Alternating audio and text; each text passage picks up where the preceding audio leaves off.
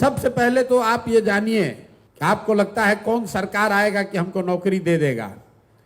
तो सरकारी जो व्यवस्था है बिहार में, चपरासी से लेकर मुख्य सचिव तक, संविदा कर्मी इंक्लूडेड, सबकी संख्या जोड़िएगा तो बिहार में कुल जनसंख्या का 1.97-2% से कम लोग ही सरकारी नौकरी करते हैं।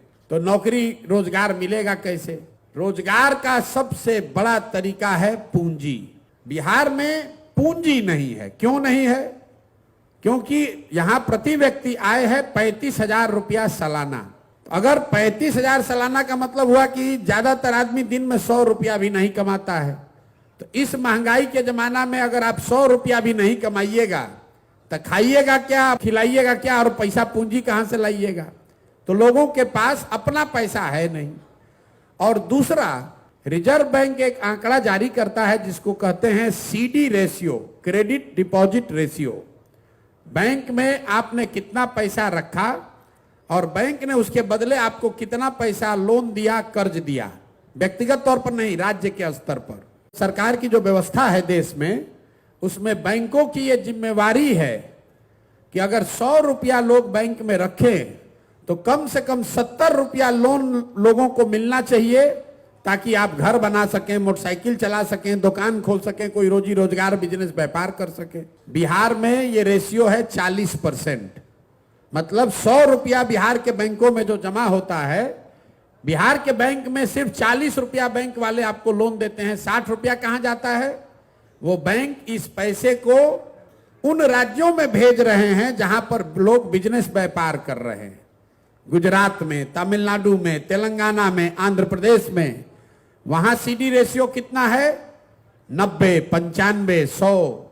मतलब अगर तेलंगाना में, तमिलनाडु में वहां के लोगों ने 100 रुपया जमा किया तो बैंकों ने 90 रुपया, 100 रुपया वहां के समाज को दिया कि भाई तुम गाड़ी खरीदो, व्यापार करो, बिजनेस करो।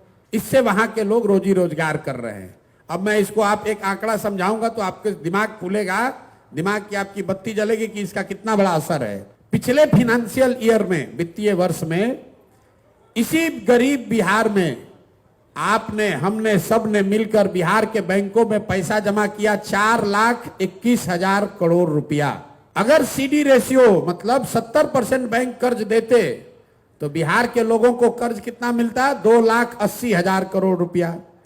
लेकिन मिला कितना? 40% है तो मिला 1,61,000 करोड़। बाकी पैसा कहां गया? बाकी पैसा चला गया यहां से दूसरे राज्य में। लालू जी मुख्यमंत्री बने थे 1990 में। 1990 से लेकर पिछले साल तक 32 वर्ष में बिहार के बैंकों ने आपका, हमारा 26 लाख करोड़ रुपया ले जाकर दूसरे राज्यों में ट्रांसफर कर दिया। आपको लग रहा है कि यहां से लोग का पलायन हो रहा है। बिहार का जो पलायन का समस्या है, ये सिर्फ श्रम का, लोगों का पलायन नहीं है। लोगों का पलायन है, बुद्धि का पलायन है और पूंजी का पलायन है। जो नौजवान है जिसके पास पैसा, साधन, पढ़ाई नहीं है, वो मजदूरी करने के लिए बाहर जा रहा है।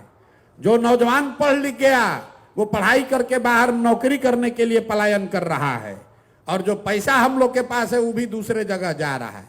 तो अगर रोजगार यहां चाहिए तो सबसे पहले यहां लोगों को पूंजी उपलब्ध होना चाहिए। आपकी क्षमता के अनुसार 50,000, 1 लाख, 2 लाख, 3 लाख, 5 लाख रुपया लोन मिलने लगे सहज तरीके से तो बिहार के घर घर में रोजगार होने लगेगा। नहीं तो सरकारी नौकरी के चक्कर में हम लोग दौड़ते दौड़ते मर जाएंगे। तो जन सुराज का मंत्र बिहार में रोजगार लाने का मतलब ये नहीं है कि चीनी का फैक्ट्री खोल देंगे। चीनी का फैक्ट्री खोलिएगा तो कितना आदमी को रोजगार मिलेगा? फैक्ट्री लगना चाहिए। लेकिन यहां से बेरोजगारी पलायन अगर दूर करना है तो एक ही चीज चाहिए, 15 साल से कम उम्र के बच्चों को पढ़ाइए, 15 से 45 साल के युवाओं को पूंजी दीजिए और 45 साल से जो ऊपर है उसको पेंशन दीजिए ताकि उसको भीख न मांगना पड़े। तो सबसे पहले जरूरी है कि 15 साल से पहले के बच्चों को अच्छी से अच्छी शिक्षा दी जाए ताकि वो 15 बरस के बाद सरकार की व्यवस्था पर बोझ न बने।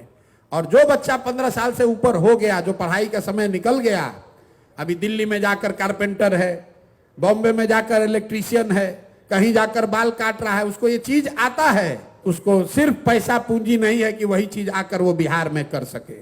तो बिहार के बच्चों को वो धंधा सिखाना चाहते हैं। अभी क्या है, बिहार के बच्चों को राजनीति सिखाया जा रहा है और धंधा गुजरात के लोगों से कराया जा रहा है। हम चाहते हैं कि बिहार के बच्चे धंधा करना सीखें, अपने बल पर अपने पैर पर खड़ा हों, और उसके लिए सिर्फ और सिर्फ पूंजी की जरूरत है। तो जन सुराज की सोच एक लाइन में यह है कि 15 साल से कम उम्र के बच्चों के लिए विश्व स्तरीय शिक्षा की व्यवस्था हो, 15 से 45 साल के बीच के लोगों के लिए पूंजी की व्यवस्था हो, और 45 साल से ज्यादा उम्र के बुजुर्गों के लिए कम से कम 2000 रुपया महीना के पेंशन की व्यवस्था हो।